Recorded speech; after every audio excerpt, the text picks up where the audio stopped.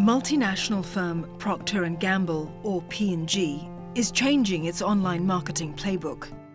In Indonesia, its shampoo brand appears alongside characters in a mobile gaming app. It's an unlikely match. But when a gamer hits a losing streak due to an itchy scalp, the connection becomes an obvious one. Finding a link with the problems that we're trying to solve for and what they experience as they go through gaming is a rich space for us.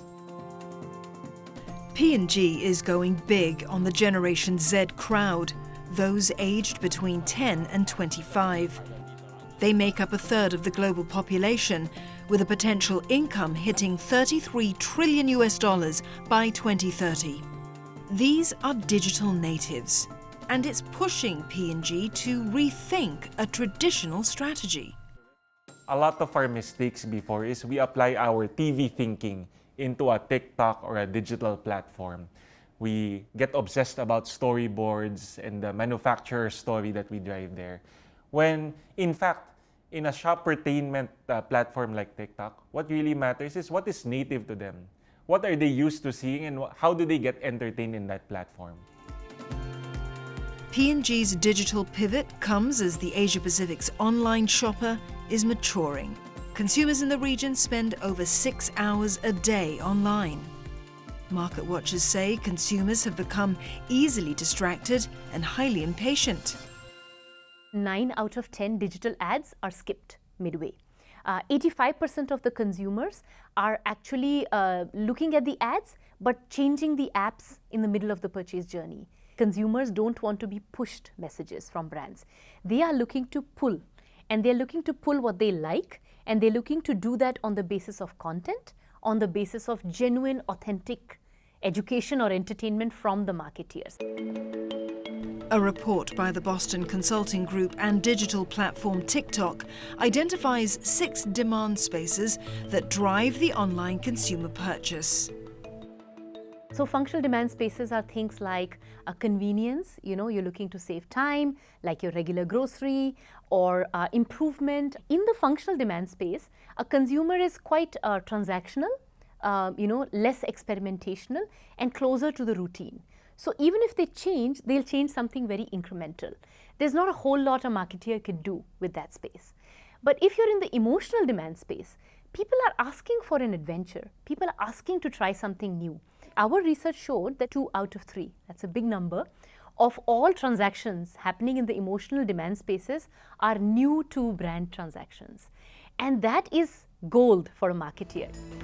The melding of entertainment with e-commerce is bridging the gap in online consumer demands. This space, dubbed Shoppertainment, is already worth $500 billion in the Asia-Pacific. It's expected to reach $1 trillion by 2025. So shopping is not the primary leader. The leader is entertainment or engagement or education, and it ends up causing a better shopping experience. They used to come in primarily to be entertained, right?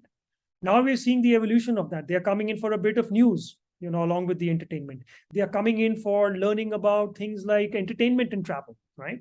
We find that 4 in 10 users, when they learn something new, they actually, buy.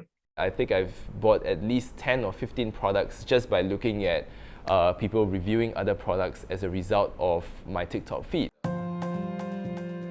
But getting consumers to discover new things about the brand could be challenging.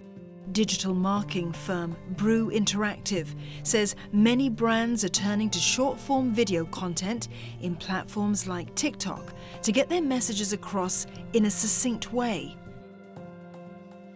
The average content consumer these days only have 7 seconds where you need to get their attention. You can go straight to the point, and you can be more authentic in the way you create content.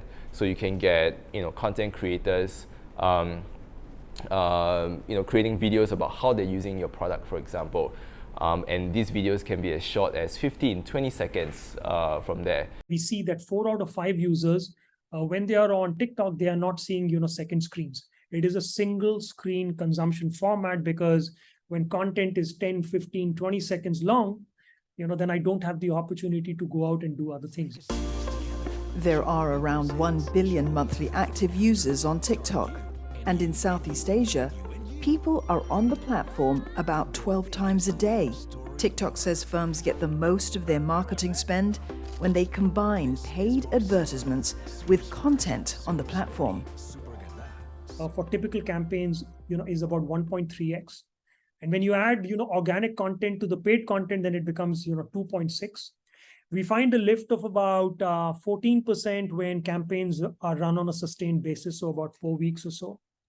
And we are finding that when you use, for example, one of our classic formats, which is a hashtag challenge, that results in a 3.6% growth in purchase intent. As social commerce thrives, marketers say brands can hop on live streams to further grow awareness and sell directly to online shoppers. And they must always be where their customers are. Consistent content creation, making sure you find the right hashtags, making sure that you always engage the different sources of influencers.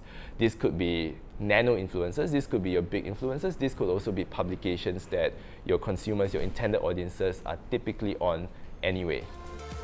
For brands like P&G, the growing trend of information on demand is a sign of where to go in the future. Our strategy is really how can we use digital, not just as a touch point, but really as an ecosystem. Because what's really happening right now is everything happens online. As more digital transactions are driven by emotional demands, brands would do well to focus on content that resonates with consumers. Look at cultural insights that are very, very market specific. Look at the kind of content and the kind of conversations and the kind of like immersions that people love to have in like specific markets, and weave those into their brand propositions and their e-commerce propositions to truly deliver a $1 trillion opportunity and a benefit to both users, brand consumers, brand fans, brands, and platforms.